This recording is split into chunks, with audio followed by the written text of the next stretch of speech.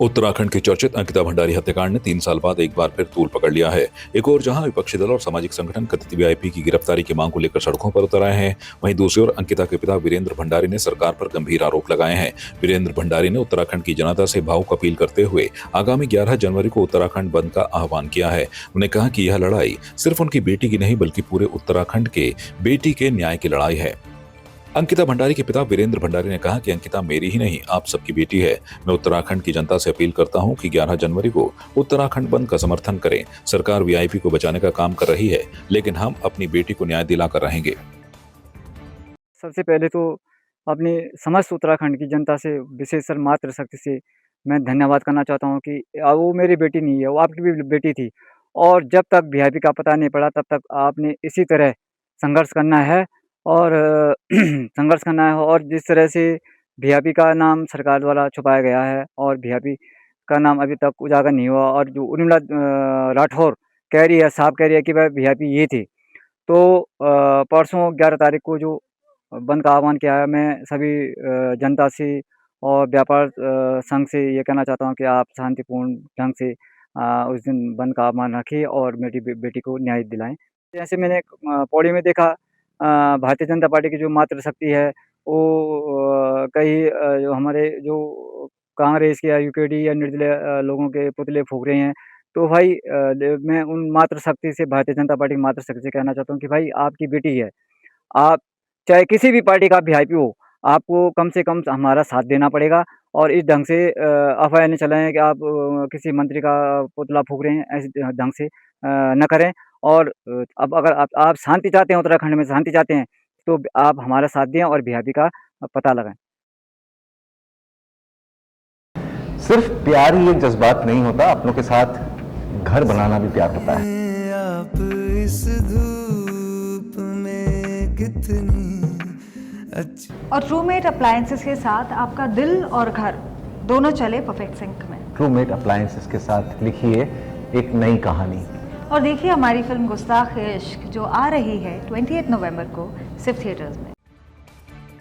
Almora police ने नशे के विरुद्ध जीरो टॉलरेंस नीति के तहत बड़ी सफलता हासिल की है। एसओजी और सल्ट पुलिस की संयुक्त टीम ने नैल तिराहा के पास चेकिंग के दौरान एक सफेद रंग की अर्टिगा कार को रोका। कार की तलाशी लेने पर उसमें सवार 3 युवकों के कब्जे से कुल 51 किलो 950 ग्राम गांजा बरामद किया गया। पुलिस ने मौके से तीनों आरोपियों को गिरफ्तार कर थाना सल्ट में एनडीपीएस एक्ट के तहत मामला दर्ज किया है। के खिलाफ हमारा अभियान ये लगातार जारी है। इसी क्रम में आज एसओजी की टीम ने और साथ साथ में हमारे सल्ट थाना पुलिस ने 3 अभियुक्तों को गिरफ्तार किया है, जिनके कब्जे से 52 केजी के आसपास गांजा बरामद किया है। ये सभी अभियुक्त रामनगर क्षेत्र के रहने वाले हैं। अभी फिलहाल ये जानकारी हम कर रहे हैं कि ये कहाँ से लेके आ रहे थे, क्योंकि ये काफ़ी बड़ी क्वांटिटी में ये पकड़ा गया है। तो मेरे द्वारा टीम को 5,000 रुपये की रिवार्ड की भी घोषणा की जा रही है। सिर्फ प्यार ही एक जज्बात नहीं होता, अपनों के साथ घर बनाना भी प्यार होता है। आप इस धूप में कितनी अच्छी। और ट्रूमेट अप्लायंसेस के साथ आपका दिल और घर दोनों चले परफेक्ट सिंक में। ट्रूमेट अप्लायंसेस के साथ लिखिए एक नई कहानी और देखिए हमारी फिल्म गुस्ताख इश्क जो आ रही है 28 नवंबर को सिर्फ थिएटर्स में। जिलाधिकारी आकांक्षा कोंडे के निर्देशों के क्रम में अपर जिलाधिकारी नारायण सिंह नामबियाल की अध्यक्षता में कलेक्ट्रेट सभागार में जनता दरबार का आयोजन किया गया। जनता दरबार में आम लोगों ने मोटर मार्ग निर्माण, सड़क सुधार, झूलते, विद्युत तारों को ठीक करने, अतिवृष्टि से क्षतिग्रस्त आवास की सहायता राशि न मिलने, नारायण देव वार्ड में नालों की सफाई और भूमि जांच से जुड़ी शिकायतें दर्ज कराई। कुल 12 शिकायतें जनता दरबार में प्राप्त हुई। इनमें से अधिकांश शिकायतों का मौके पर निस्तारण कर दिया गया। अपर जिलाधिकारी ने संबंधित विभागों के अधिकारियों को निर्देश देती है कि शेष शिकायतों को गंभीरता से लेते हुए तय समय सीमा के भीतर समाधान किया जाए। सिर्फ प्यार ही एक जज्बात नहीं होता, अपनों के साथ घर बनाना भी प्यार होता है। आप इस धूप में कितनी अच्छी। और ट्रूमेट अप्लायंसेस के साथ आपका दिल और घर दोनों चले परफेक्ट सिंक में। ट्रूमेट अप्लायंसेस के साथ लिखिए एक नई कहानी और देखिए हमारी फिल्म गुस्ताख इश्क जो आ रही है 28 नवंबर को सिर्फ थिएटर्स में। युवा कल्याण विभाग द्वारा खेल महाकुंभ के तहत बेरीनाग महाविद्यालय के खेल मैदान में चल रही विधायक चैंपियनशिप ट्रॉफी के दूसरे दिन अंडर 19 बालक वर्ग की प्रतियोगिताएं आयोजित की गई। प्रतियोगिता में कई खेल खेले गए। कार्यक्रम का शुभारंभ नगर पालिका अध्यक्ष हेमा पंत ने किया। इस मौके पर उन्होंने कहा कि सरकार द्वारा पारंपरिक खेलों को बढ़ावा दिया जा रहा है।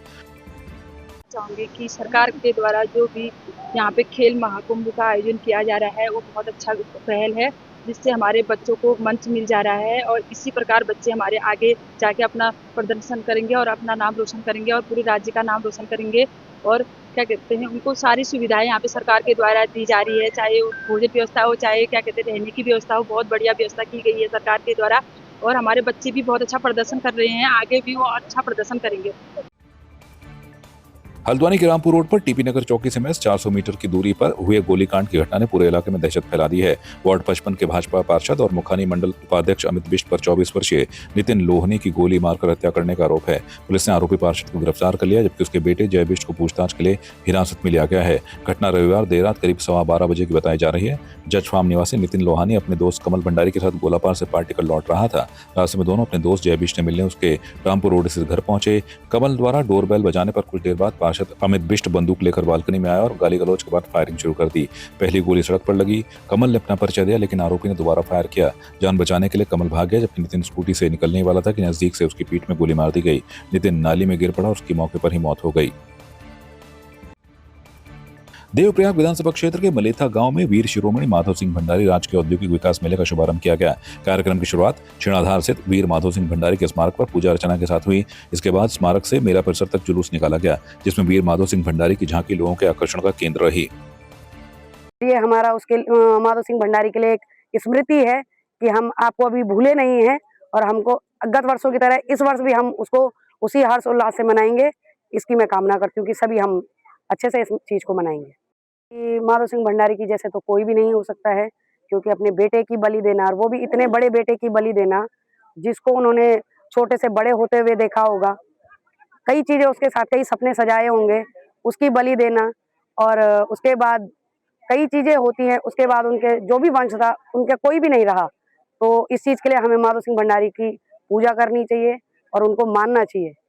ऐतिहासिक मेला है और मैंने इसको विगत कई सालों से इसको राजकीय मेला, औद्योगिक कृषि विकास मेला इसको बनाया है।